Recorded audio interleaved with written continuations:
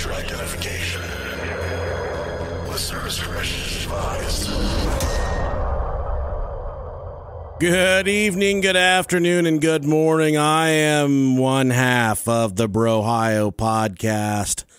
I am the delicious Nicolicious, and you have entered a secured facility. You have entered the Dark Vault. So what the Dark Vault is, guys, we meet interesting people that have had interesting experiences, traumatic experiences, even paranormal experiences, and we invite them on the show and we let them tell their story, whether it's government cover-ups, alien encounters, ghostly encounters, no matter what it is. We welcome the story. We welcome the tale. And if you think that you have a story worthy of the Brohio podcast Dark Vault, whether it be a government cover-up, I'm getting really fucking sick and tired of weeding through ghost stories because they all sound the same. But if you have a really good ghost story, maybe something with some demonic activity, maybe something that's kind of a long story, not something that can be a story that can be told in 5 minutes, reach out to us at brohiopodcast@gmail.com. We would absolutely be elated to have you on the show.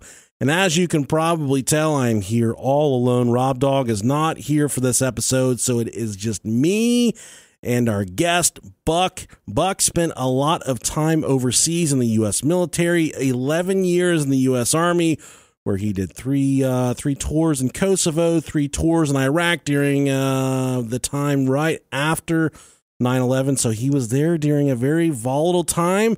But more specifically, we're here to talk to him about his time volunteering. When you hear overseas volunteers, you think about guys going overseas and handing out fucking water bottles, doing some bandaging, helping out the hospitals and the battlefields. Not Buck. The volunteering that he did, he went to Syria and he fought with the Kurds, which is an ethnic group from Iraq. He fought with them side by side for no compensation. Just went there, got a gun, fought these motherfuckers. Try to make sense of all that with Buck. He decided that wasn't enough, and then he went to Ukraine, where he joined up with the Ukrainian army, and he fought against Russians and some Ukrainian separatists. For what reason? All because he wanted to make a difference in the world.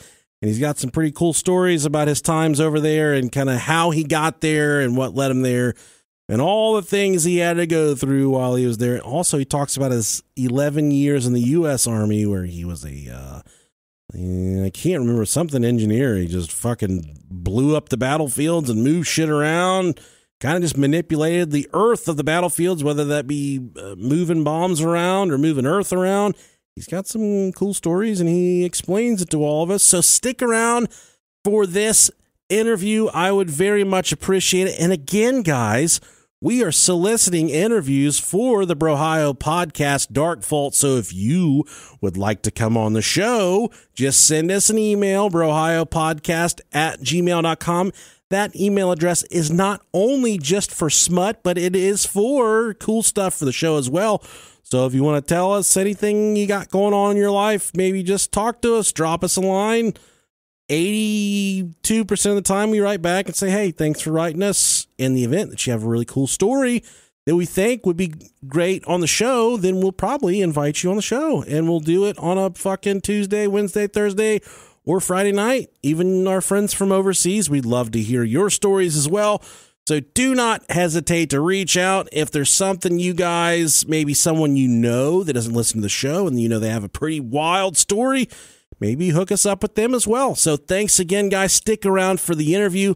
It's Thursday night for me, so happy Friday for you. I am the delicious Nicolicious, and this is the Brohio podcast Dark Vault.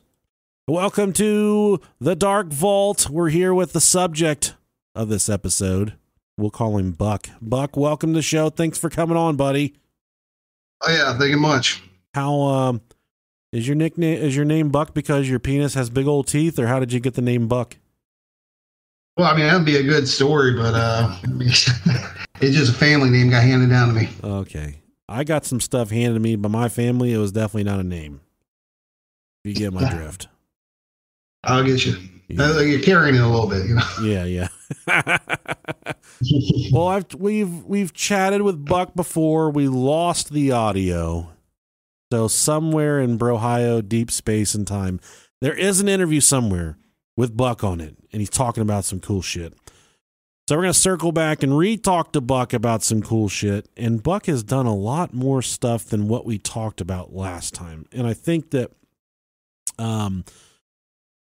so I guess the premise of the Dark Vault, sometimes we like to talk to people that have gone through traumatic experiences, or we like to talk to people that have been involved in some type of paranormal event. But you Buck, you've definitely gone through some traumatic experiences, and you've traveled the world, and I believe the fashion at what you've done, it makes it very interesting, and I think you probably have a lot of stories to share with us. Is that a fair assumption?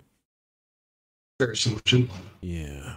So you started off, and you kind of told me this. You were in the Army. Did you go to the Army right out of high school, or?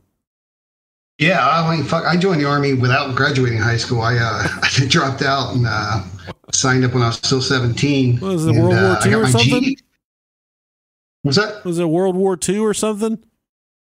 No, I just I was just fucking done. So yeah, I feel you. Yeah, so I joined. I got my GED when I was in Germany, actually. Now did the Ohio Board of Education sent the letter and sent the test in the mail all the way to Germany for me to take the test. That's pretty nice of them. Yeah. Now, did you what year was that you were in the military? Or the years, I guess. 99 to 2011. Okay, so you were in there right during the thick of Operation fucking Iraqi Freedom and all that shit. I get to do the invasion and all that fun shit. So, I mean, when I first joined, the biggest thing going on was Kosovo, and then, everything changed. Yeah, 9/11 changed a lot of shit, man. Yeah. It did. What where were you at when 9/11 happened? I was in Germany.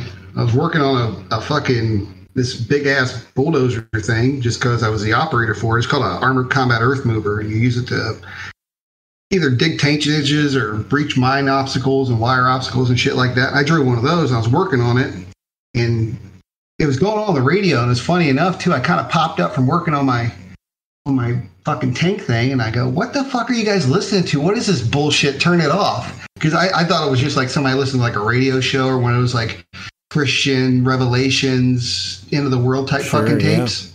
I was like, turn this crap off, And they're like, dude, what are you talking about? I was like, what's going on? And the next thing I know, a Humvee rolls up and I got guns hanging out the back. They tossed me one, tell me to get in. I was like, oh shit. Wow. Just like that. The snap of a finger, man, the whole world changed. And it's like, perfect harmony, a complete unbalance in the force, just in a matter of a split second. I still remember exactly where I was at and what I was doing, and I immediately thought about guys like you that were in the military kind of doing their thing and just wondering like what the next step was, when the next shoe would drop, and the shoes continued to drop, unfortunately. But I'm happy that you lived through all that shit, man. You're here with us now. I'm sure you got a pretty awesome story to tell. Now, did you get deployed? Did you get taken out of Germany right after that, or where did that take you? Funny enough, they have a rotation schedule. So we actually went to Kosovo after 9/11. Okay. That's where we dropped down to. We were the 1st Infantry Division, and we were on rotation to go down there. So that's where we went. And then it was odd enough. But, it was mostly just like the really small units and stuff going over to Afghanistan immediately. So nothing really happened big Army-wise until around 02, 03. And that's when I went to... I graduated airborne school. I re-enlisted in Kosovo to go to Fort Bragg and become a paratrooper. And as soon as I got to Fort Bragg, they're like, "Hey, we're invading Iraq." I was like, "Oh, great! I'm just in fucking time for this one." Yeah. Well,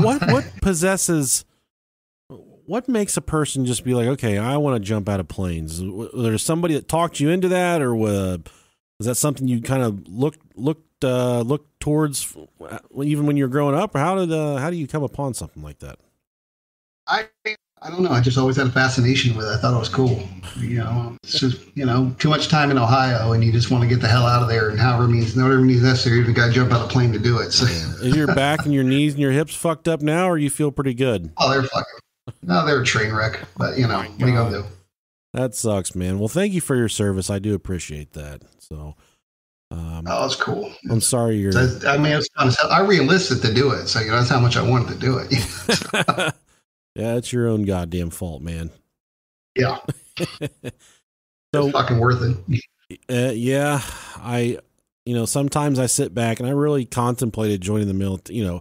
Every guy says that. Oh man, I thought about joining the military, but I was on that track, and I think about it now. I'm 33, and I think, man, fuck, I would be retiring in like 5 years. I would be done. I could be done. But here I am, working stiff like everybody else, not serving my country, just tearing up the China buffets, and that's all I have to offer, Buck.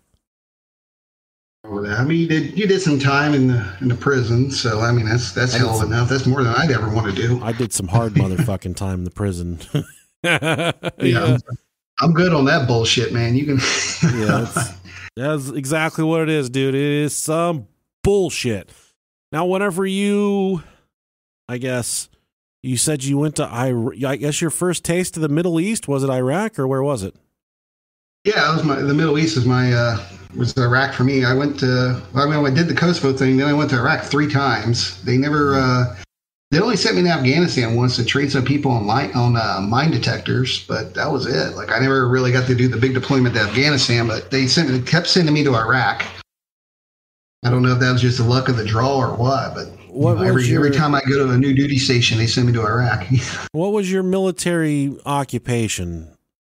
I was a combat engineer, which is kind of shaped the battlefield. It is the short order version of it, where you either clear obstacles or you create obstacles. So you make the land work for us or work against the enemy. So that's like your mines fields, clearing IEDs, putting up obstacles, all that fun type of stuff, or breaking down the enemy obstacles with explosives or what have you. So how are you with explosives now? Pretty good. Okay, you like fireworks and shit? Oh, I fucking love fireworks, man. I get a little angry at these guys who are like, "Oh, the fireworks give me the PTSD." It's like, man, it don't even sound like fucking it sounds like fireworks. It don't even sound like gunshots or fucking explosives to me. I'm like, can you tell the fucking difference, man? I fucking love it, though. I goddamn love fireworks, man. You sound like you're jacking off right now. Oh, I get a little hard thinking about it. Well, I think that, that's part of it, though, man. That's why every kid wants to join the military, is to blow shit up, and you got to effectively blow shit up. So you got to. I told him. I mean, the recruiter said, I was like, "Hey, what the fuck's a combat engineer?" He's like, "Well, it's like infantry with explosives." I was like, "Sign me the fuck up." Yeah. So did you? Were you guys doing like fucking trip wires and IED? What exactly was? I know. When I read about things that happen in Iraq, I hear a lot of, roadside bombs. Were you guys doing stuff like that to them, or was that specific? Oh, they were doing that shit to us. Like, my main job in Iraq was to drive around and find the sons of bitches. So before the tanks and everybody else could go out and like do their thing, we had to drive these special vehicles out first and clear the routes of any explosives. And, 5 out of 10 times they would find us first, no matter how much crazy, cool counter-explosive stuff we had on there, because they were really, these fuckers are clever. They aren't any dumbasses, and they got better over time. Like, I'd say in 2003, we were just smoking them sons of bitches because they were all brave and bold, and those were the idiots coming right at us. But over time, you got to think like the smart people are the ones who are still around and still fighting us. So when I went back the last time and I left 2008, 2009 my last rotation there for the Army, and they were fucking clever. They were good. They were out there using the landscape. They were pushing us out into their areas. They were getting support. They had their supply lines down. So they were smart. They knew what the fuck they were doing. They would hide things really well. They would use existing infrastructure to hide things. And, they would use everything from like when you walk into a supermarket, that passive infrared sensor that opens the door for you. Yeah. They would have those in the road that would trigger the bomb when our hot engines would go by. So how, in terms of, you said that they would send you guys out beforehand to kind of find these things and sniff them out. Did you just like drive a fucking juggernaut over these things to try and set them off, or how did you guys find them?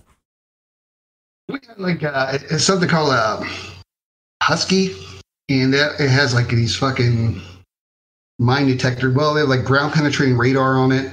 Okay. And metal detection on it to kind of pinpoint things. Yeah. And that would sometimes work, and we'd have different like countermeasures on our vehicles that shot out signals to kind of stop them if they were using like a radio or a cell phone to set it off with. Okay. So you can scan, but a lot of it's just looking out the windows, just being a window licker and seeing if you can see anything with your eyes. And most of the times when we would find them, it would just be by looking for anything out of the ordinary. We'd have a big vehicle called a Buffalo with a huge arm on it, hydraulically powered arm with we call it a spork, but it's like this pitchfork thing on the end of a hydraulic arm. That we'd send that thing down to interrogate it, or sometimes we'd deploy a robot to go out and dig around and play with it.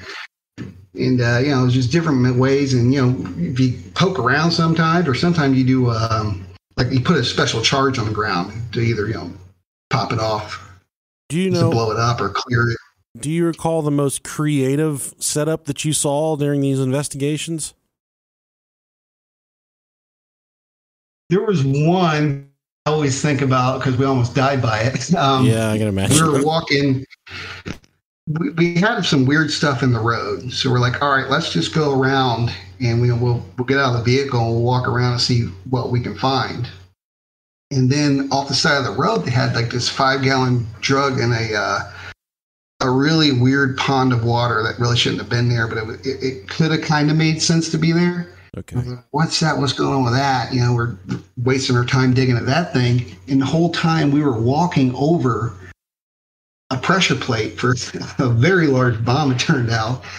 And it was a piece of cardboard with a 9-volt battery on it.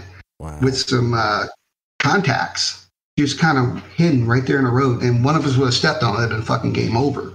Yeah. And it's just little simple things like that, that you just think it's a piece of trash. I mean, it literally was no bigger than a 9-volt battery and barely sticking out of the dirt. Like you had to have eagle eyes to spot this thing. Yeah, that's wild. And luckily we spotted it on the way out. Like, hey, what's that? Let's just check that real quick. And then sure enough, it was hooked up to a couple big artillery rounds.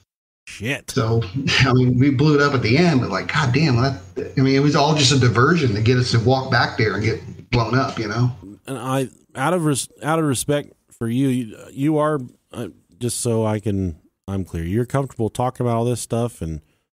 Oh yeah, bro, I'm good. Okay. I'm not going to have like fucking nightmares or some shit. I'm fucking straight now. I have a lot of friends that have served time, served their, they were deployed over there, and just, I don't even bother asking them. It's not that I know they don't like talking about it.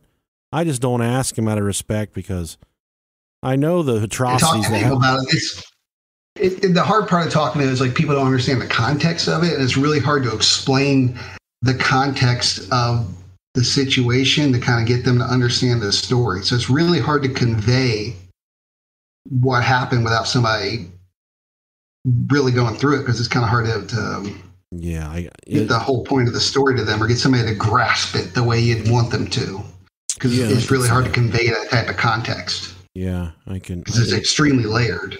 I can only imagine, man. You probably did you lose a lot of friends while you were over there? Just a few. We got lucky. We had a lot of injuries, but not too many died. God, I can't imagine. Whenever you guys were over there, I know it's easy for someone, a Monday morning quarterback, to say, "Oh my God, that was such a senseless war."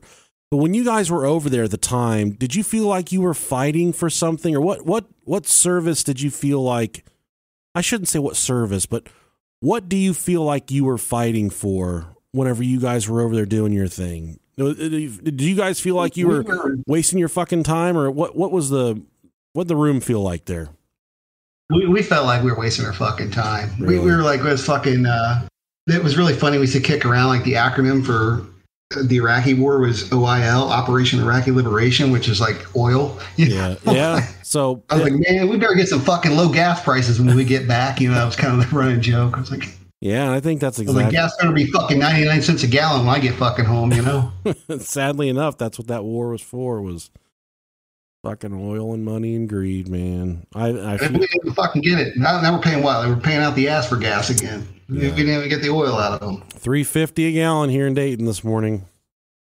Good God. Yep. Yeah, it's like that here too. Only got to keep getting better too. Yeah. Yeah, I'm psyched. We'll save that. But yeah, I mean, it was. I mean, we did some good things. I think we did some good things in Kosovo. I'm pretty proud of what we did there still. But Iraq, I don't know, man. I don't think we made them any better. I mean, everybody you talk to, other locals, they'd be like, yeah, it's better under Saddam. They would straight up tell you that. Yeah, I sit with, I share an office with a guy my age that served in the Marine Corps. He did several tours in Iraq, and I ask him about it sometimes. We're just now starting to get that point in our friendship where I don't mind trying to peel him open a little bit. Super good dude. Had a really, had all the experiences over there, man. He was telling me what a fucking dump it is.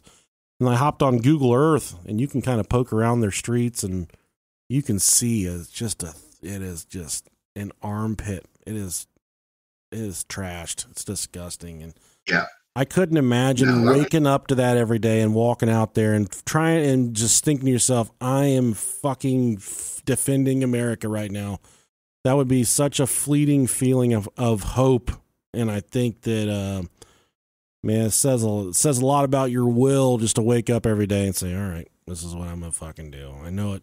I can't imagine how bad it sucked. So I applaud you for the experiences that you had, man. I think the smell was the worst part. It fucking smells so goddamn bad all the time. You think it gets, better at night, but it doesn't. You gotta go do night patrols and you're just breathing in a sewer. Yeah. All the fucking time. It's like just stick your head down a Dayton sewer on the after St. Patrick's Day. Take a deep breath and just repeat that. That's my jam right there, buddy. Oh yeah. Now, after you got out, you did three rotations. You said over there. Well, yeah, 3 in Iraq and 1 in Kosovo, and I got out in 2011. Did 11 years, and I said I'm fucking good because after 10 years, your next contract is indefinite. Oh. I said I ain't fucking signing anything that's indefinite. I'm getting out. Do you feel like out of those 3 rotations in Iraq that there were any worse than the other? Any that stood out more than the other ones? I mean, the invasion kind of sucked, but okay. I don't know. It was actually more, honestly, it kind of sucked, but it was more fun. Like I think it was kind of like the cowboy times in 2003, where you kind of just do whatever the fuck you want. Was that your first, second, or third? That was my first to Iraq. Okay. And then, I mean, fuck, I remember I smoked these guys out of a Humvee one day, and I was like, fuck, man, I don't know if they were like the Kurds on our side or what. I don't know who the fuck they were. They're like, well, did they have weapons? I was like, yeah, the one guy had an RPG, like a rocket propelled grenade. They're like, all right, good, you smoked him. It was no big deal. We just kept rolling. Like nobody gave a fuck. It was raw. Like they were guys shooting off grenade launchers out of the fucking truck and shit and just capping people. And I'm like, whatever, bro. That's how we're getting down. I mean, it wasn't like they were just doing it like willy-nilly. Like they had legitimate targets that they were hitting. Sure. But, you're just going through and it was like that then. But then after time, it became regulated. Every time something happened, you had to file a report. Yada, yada, yada. It just became more bureaucratic. And it wasn't more like fighting a war. I mean, you seem like you go out and do your patrols and you come back and you got to fight a war with paperwork. Ooh. Yeah, fuck that. That sucks. Yeah. Do you think that, I guess after you got out 11 years of service, and thank you for your service, and then you went to college after that, correct?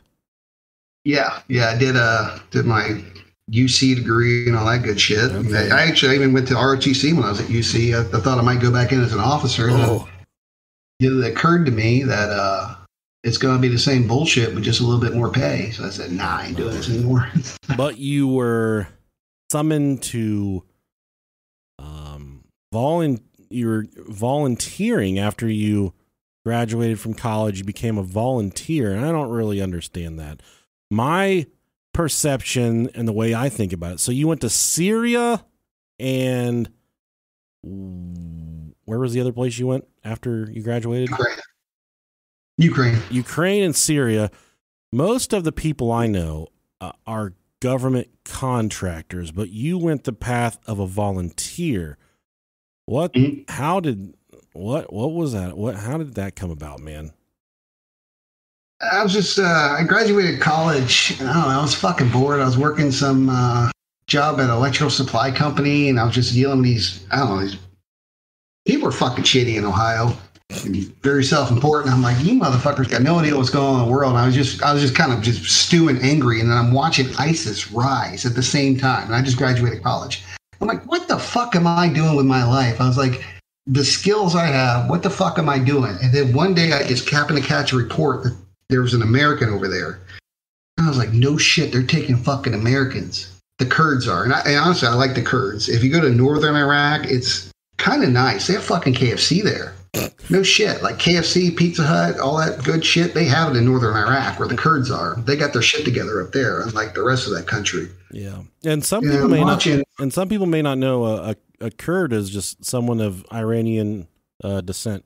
Yeah, I guess they're of Kurdish descent. The Kurds are part of, they inhabit a large region.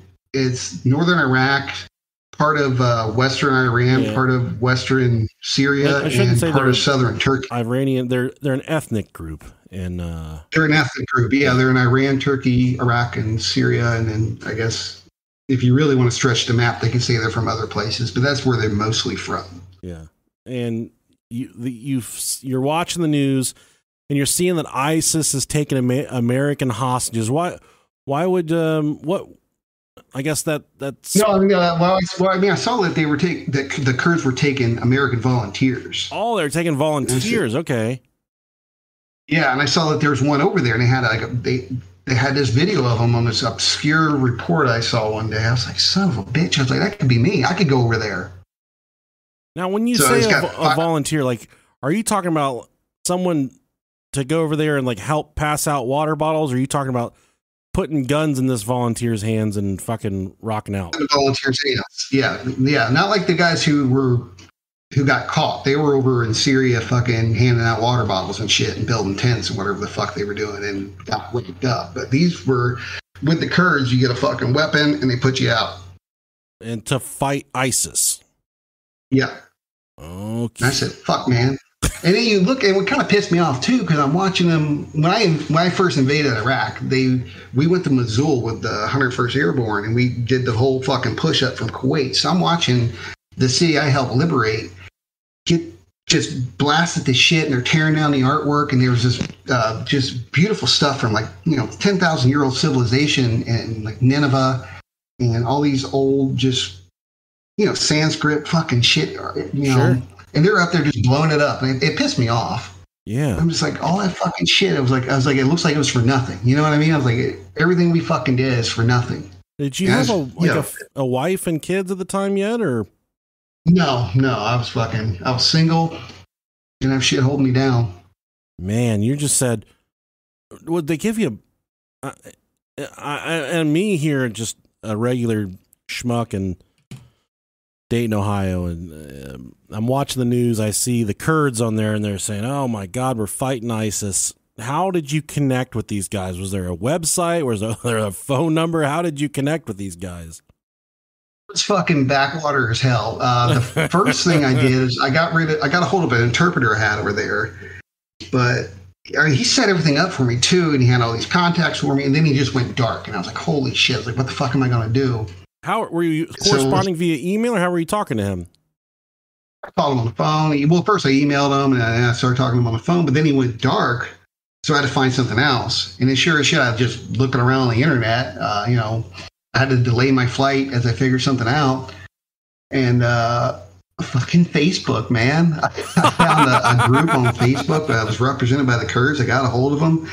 They got back a hold of me, kind of did some validation. We both kind of validated ourselves, and they kind of proved who they were, and I proved my background. They said, well, if you want to come over, we'll pick you up at the airport.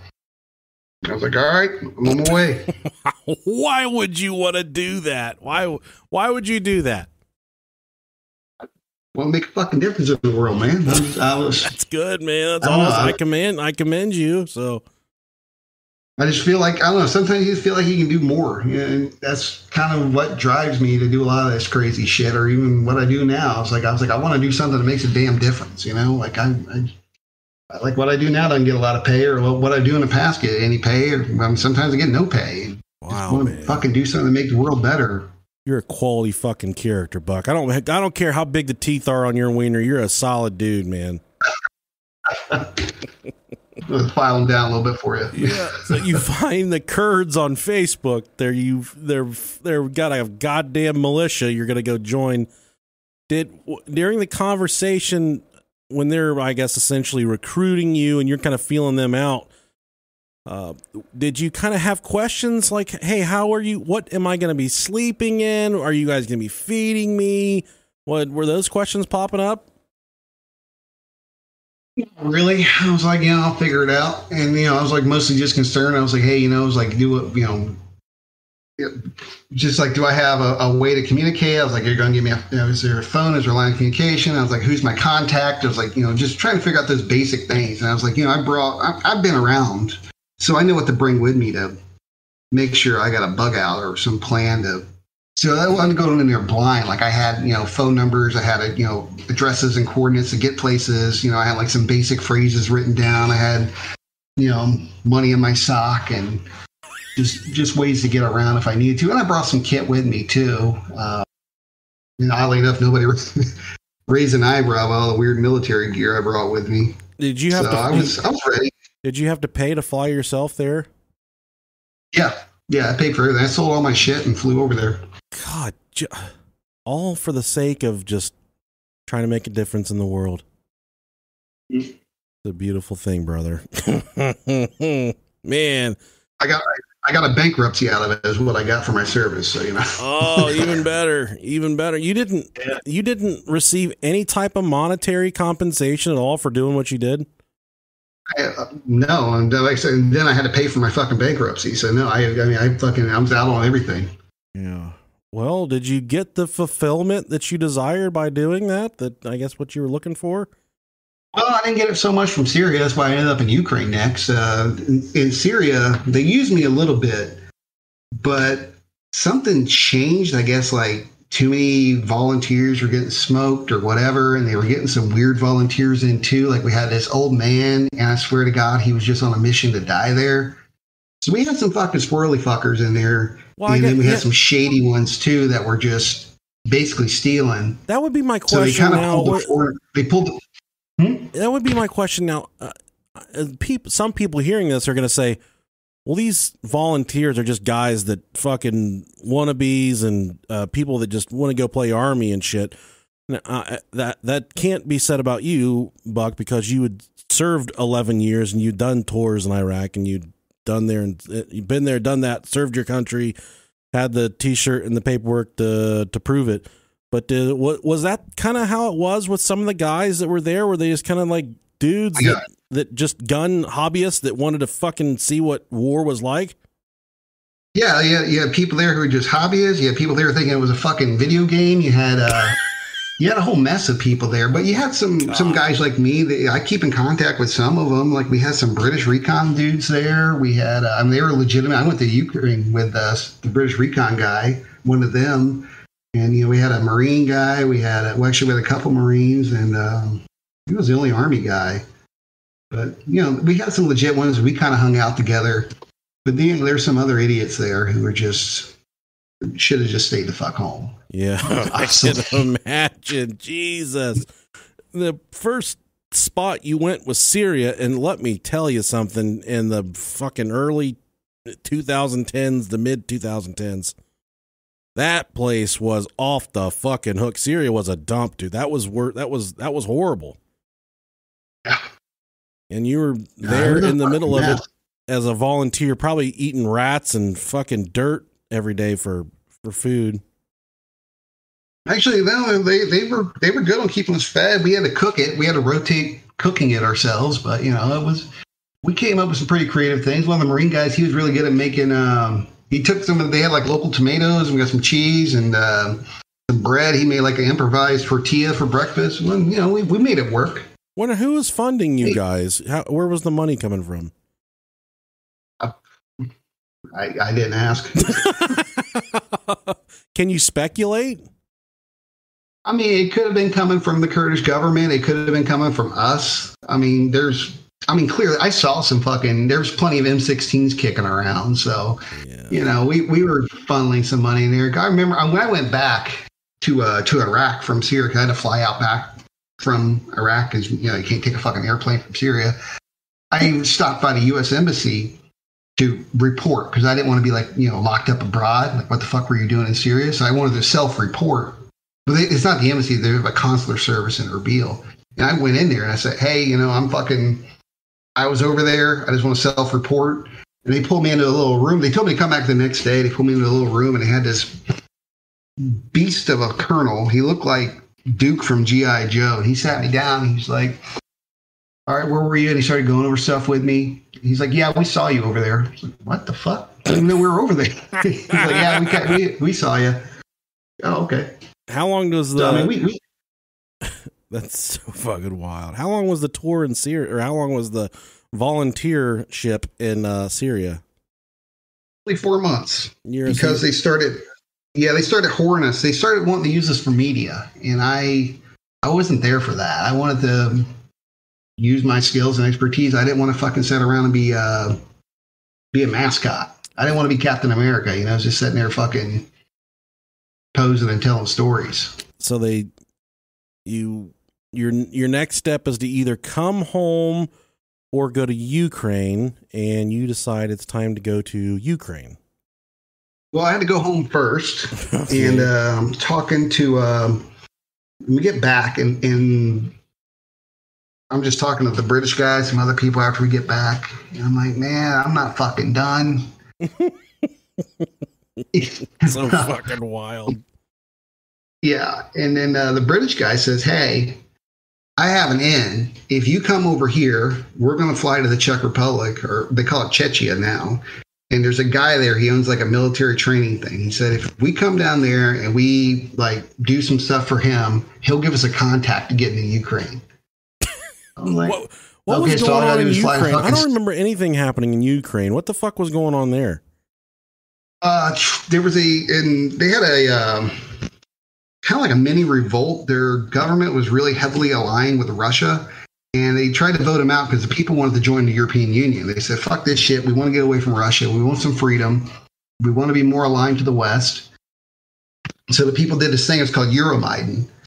And they rose up against the government. The government's out there fucking shooting them and doing all the fucking terrible things in the world. But eventually they overthrew the Russian aligned government and installed some new power. But as that was going on, Russia came in and they stole an entire peninsula. They took Crimea with people call them little green men because they were just these guys in green uniforms with no identification on them. They're wearing masks and shit. And they came in and just took over the whole fucking place. And as that happened, they backed separatists in the eastern part of the country, gave them tanks and everything else. That's where they shot down that fucking airplane, the MH17. Okay. I don't know if you remember that. That was around that time too, because they gave all these goddamn hillbillies surface-to-air missiles, and they're just shooting fucking everything. That's how they ended up shooting down a passenger plane. Yeah. Fuck. And then all that's going on at the same time, so it was a fucking shit show. No, I think, but it didn't make much press here in the States. No, I like I said, I don't know hardly anything about this, and that's why I feel like, in terms of you being there and doing what you need to do in Syria, there is a clear, concise enemy. It's ISIS. In Ukraine, you enter that with not nearly as much. It's I guess, and when you think about war, you think it's like us against the bad guys, and we know who the bad guys are. But in Ukraine, in my mind, it kind of seems like it's us against the bad guys, but we're not 1,000,000% sure who the fucking bad guys are. Oh no, it's much more clear in Ukraine. Honestly, I mean, Really? yeah, much more clear. I mean, this is the Russian army's fucking there. Yeah. And they're backing the separatist plays over there with support. I mean, direct artillery support. I watched the fucking self-propelled cannons one day. We were on a recon mission, fucking fire onto our base. They're there. The Russian army's fucking there. They're being dicks. That's like the Russia's, for lack of better knowledge on my part, Russia's one of the top 3 militaries in the world, in probably my opinion. Why? No, they're legit. That's a real army. Why? And that was who you were fighting against, them and the Ukrainians, or who were you fighting against? I was with the Ukrainians. I joined the proper Ukrainian military. Okay. I went in. We self-reported to the Ministry of Defense. We went through some back channels and joined a reconnaissance. Well, we call it. It was called diversion and sabotage. We joined that unit. Okay, but who were you guys? You guys were fighting the Russians only, or who all were you fighting? Oh, it was the Russians, and also there were some Ukrainians involved with the Russians. They were called the separatists. Oh, okay. So I mean, they're like the fucking Confederates in the South with a foreign backer. And you, what? Were you guys getting compensated at all by the Ukrainian government, or? Hell no. Apparently we were supposed to. I found out at the end, but they decided not to tell us. That never happened. So somebody was just pocketing, but it wasn't anything. We were supposed to get paid the same amount as the soldiers, which is like 10,000 hryvnia a month, which is about $470. But we didn't see a fucking dime a month. That's good money there. $500 a month is what people live on there. I will fart in a coffee can and make more money than that right now. Yeah, no, that's how people live there. That's $500 a month goes a long way there. Jesus, and and this is all like for you just volunteering to do this stuff. How long were you in Ukraine? I did that for 8 months. I was there as a volunteer, and I had to leave just because I was fucking broke. I was broke as shit. I had to go back and file bankruptcy. I don't even. Did you have to like live off of your own money while you were doing both of these? Yeah. What the fuck, man? Yep. Why wouldn't you just rejoin the military at that point? I was fucking done with the military. Like when I left in 2011, I was like, I'm fucking done with it. Like I said, I thought about going back. I did ROTC all the way through college. I took all the classes. I just didn't go to the final officer training, at Lewis. But I was like, dude, I can't fucking do this army thing again, man. I'm good. I'm done with that shit. Like it's just there's a lot of behind the scenes shit that'll piss you off. I kind of made my way up the ranks a little bit, and the more I got up, the more bullshit there was. So you just said, I'm going to volunteer my own time, my own money, and fight. Do it my own goddamn way. Do you regret it now, or you? No. If you could go back and do it all over again, you do it exactly the same. Yeah, I'd do it better. Okay. Yeah, well, then you wouldn't do it the same, but close. Yeah, but close. Yeah, I'd still go back. Okay, man, that's such a, like, when you told me you were a volunteer, I was like, oh, okay, maybe he was like part of the Red Cross or some shit like that. But oh, fuck no. I remember seeing videos about people doing what you were doing, and I'm just like, why would anyone want to just say, I'm going over there to help them fight. I'm leaving everything behind. I don't have a plan. I'm going to get there. They're going to give me a gun, and I'm going to fight the fucking bad guys. But then I remember watching these, it was on the nightly news or whatever, and I thought to myself, some of these guys are just hobbyists, just people that want to go shoot a gun in the fucking desert. And you kind of confirmed that for me, but then you also said there were guys that had genuine interest in just doing good in the world, much like you kind of said that's what you were doing. So, man, that's an interesting dynamic there to be there in the thick of it and think, try to think tactically and do things right and do things the way you were taught to kind of keep yourself alive. And then to think that the guy standing behind you was probably playing fucking Call of Duty the week before and just decided like, hey man, I'm pretty good at this. Could do something with this. Yeah, that's what they fucking think too. They legitimately think like fucking Call of Duty is legitimate training. It's shocking. I can send you a picture of stuff. I got there's one or two pictures I have where we had some old shit and we hung it up, drew like training on it to try to get some of these guys up to speed so they wouldn't get us killed. Like, all right, here's how you fucking walk. Here's what you're looking for. You know, we started assigning teams and just getting people in the mindset of being a real fucking soldier. Because like right now, like it or not, they're real fucking soldiers. They have a gun in their hand. They're supposed to be watching my back when I'm out there. So we did our best to try to get them up to speed and, you know, at least having some comprehension of what the fuck they're in. Was there ever a moment in time where you thought to yourself, hey, maybe this isn't a great fucking idea. Maybe this is not what I'm supposed to be doing.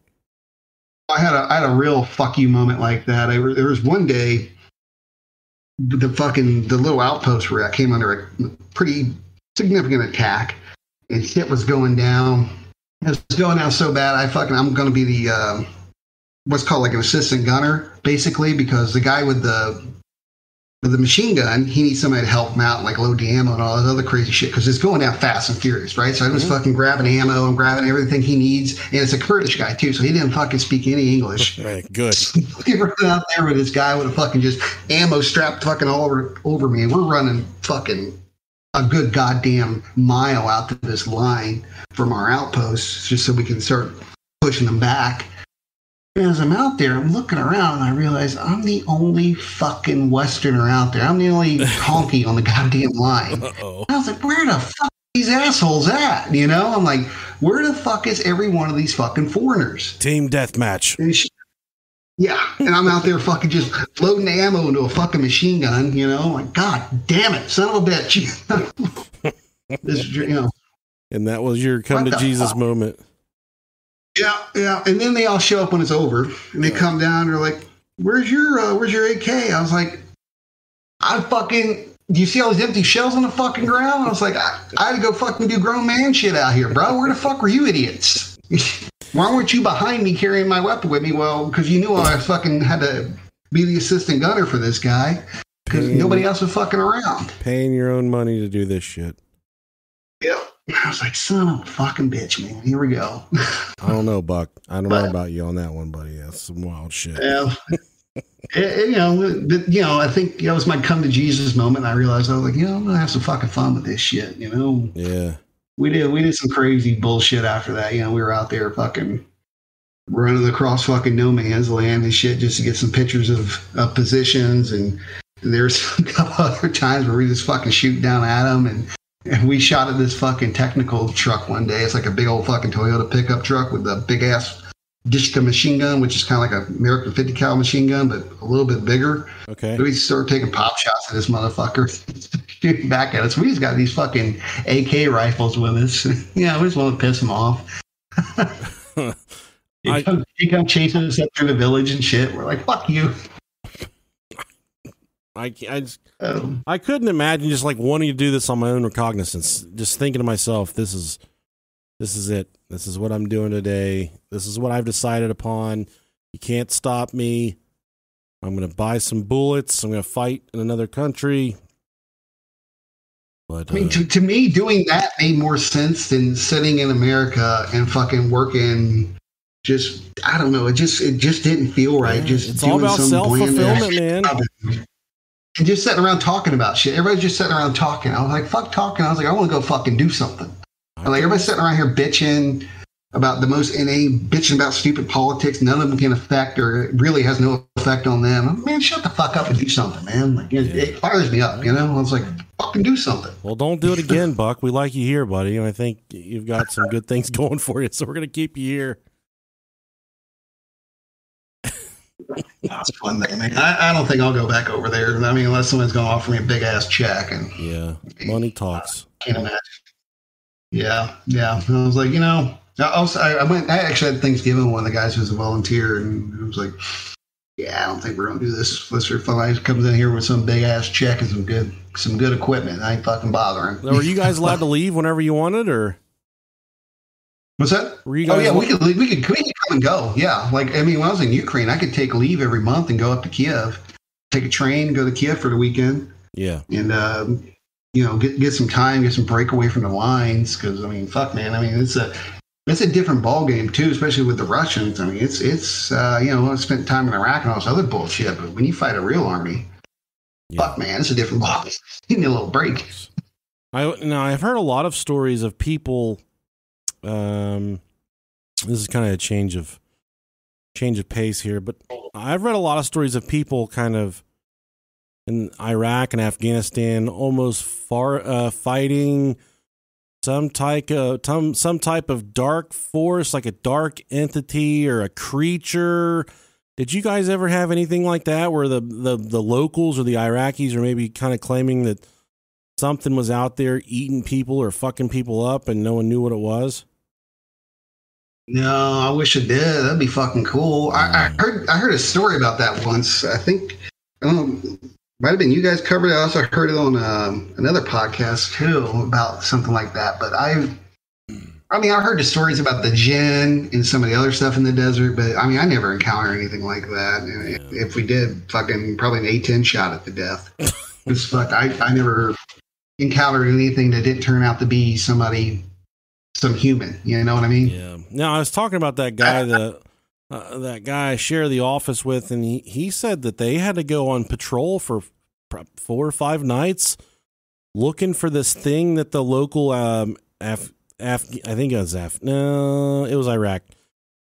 They claimed this fucking creature was killing the locals, and that there was confirmed reports of some type of monster or beast, and they were actually on patrol for 4 or 5 nights looking for this thing, and they could never find it. But still, I think it's cool that they were even being sent out there to look for it.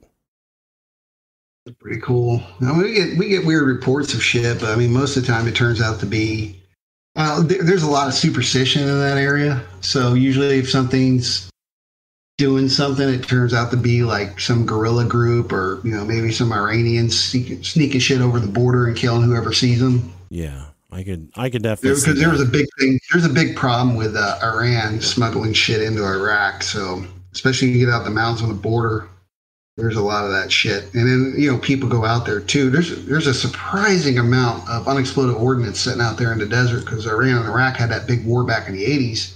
Okay, yeah. And they just left that shit out there. That shit's out there. So, people go out there and get maimed and blow the fuck up or disappear. And, they think the ghost of the camel killed them. But, I mean, really, they just out there dicking around with explosives and got blown up.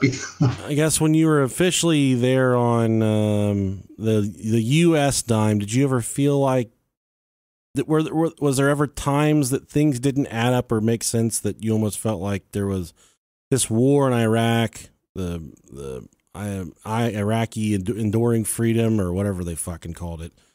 Do you feel like that was like a facade, or do you think it was what it was?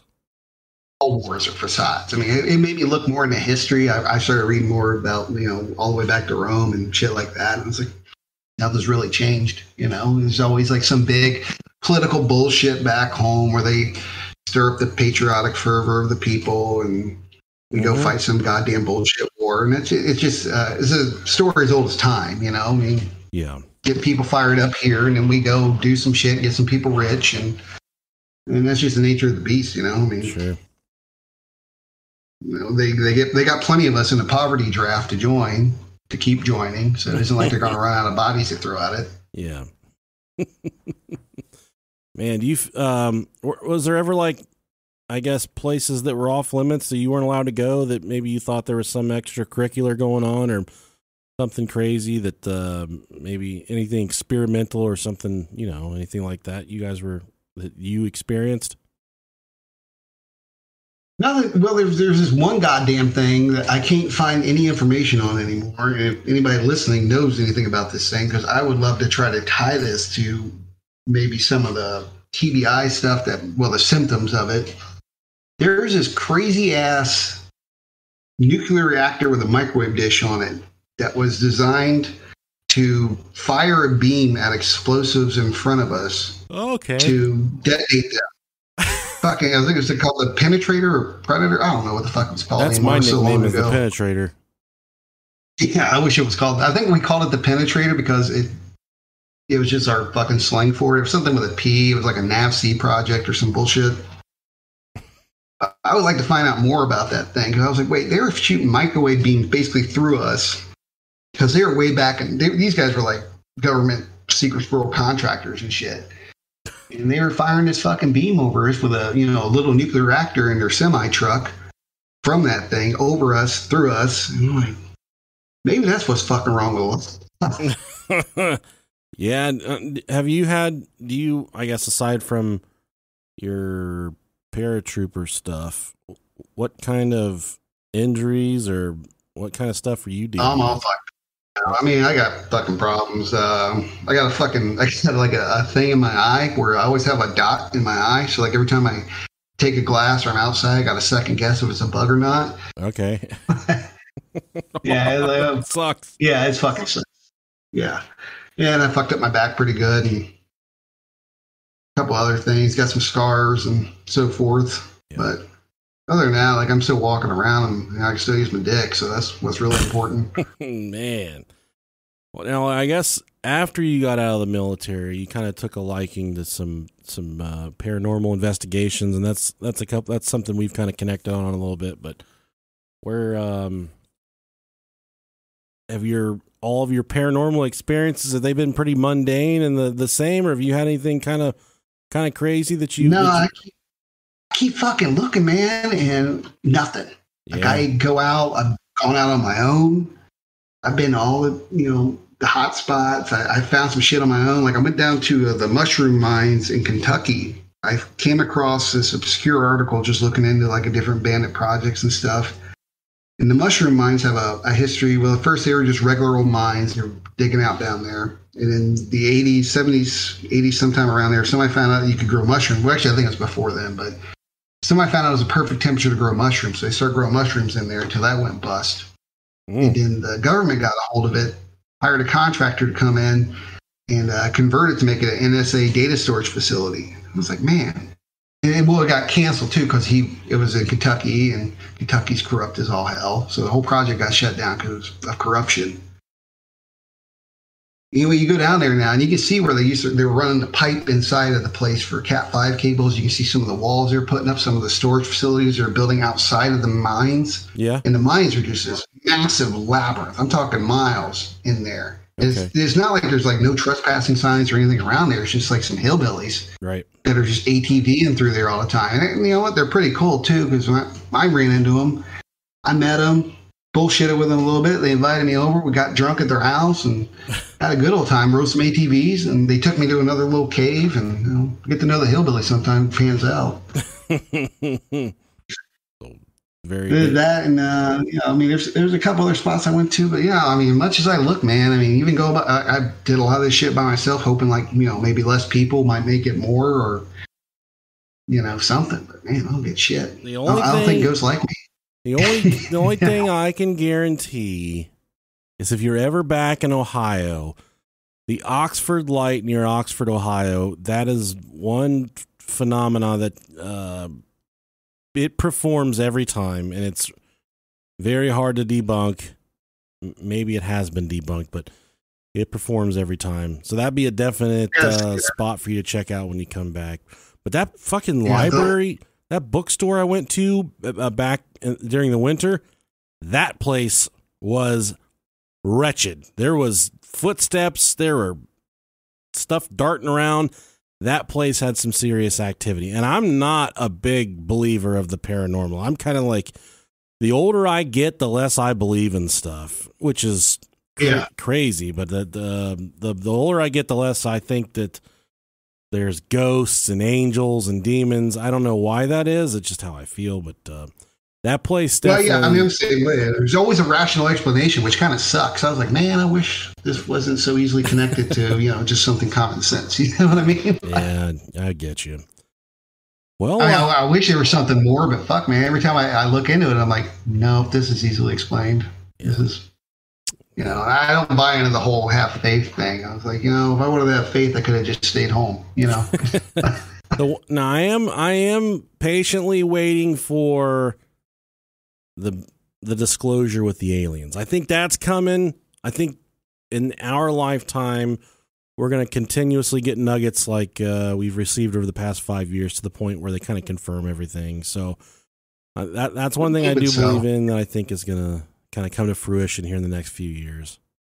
I think it's going to turn out though like it's just like probes or some shit. Because I honestly don't think the aliens want to fucking deal with this. I wouldn't. If I lived on another planet and I came here and saw this shit show, I'd be like, what the fuck is happening here? No, thank you. Yeah, they just want to fuck Just keep an eye on this planet. I just want to fuck me. That's all I want. Yeah. Oh, yeah. Well, I mean, sure they can get you. You sit outside with your ass out enough and point it at the moon. Somehow come by and get you.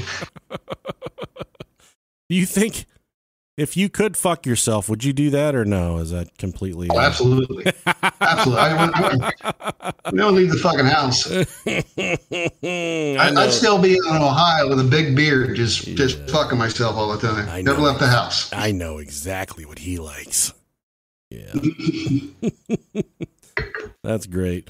Well, Buck, man, I appreciate you coming on the show and giving me your time and giving me all your cool experiences. I am going to edit this up and I'm going to flip it up on the main podcast feed for the Dark Vault. Everyone's going to love to hear your story and it's going to be fucking awesome, man. All right. Thank you much. Good to finally do another episode. Yeah, and I'm not going to lose this one because I'm staring at it and it's still here. So, all right. Well, thanks again, Buck. I'll stay on with you for just a minute, but I am going to stop recording. But thanks, everyone, for tuning into this episode of The Dark Vault.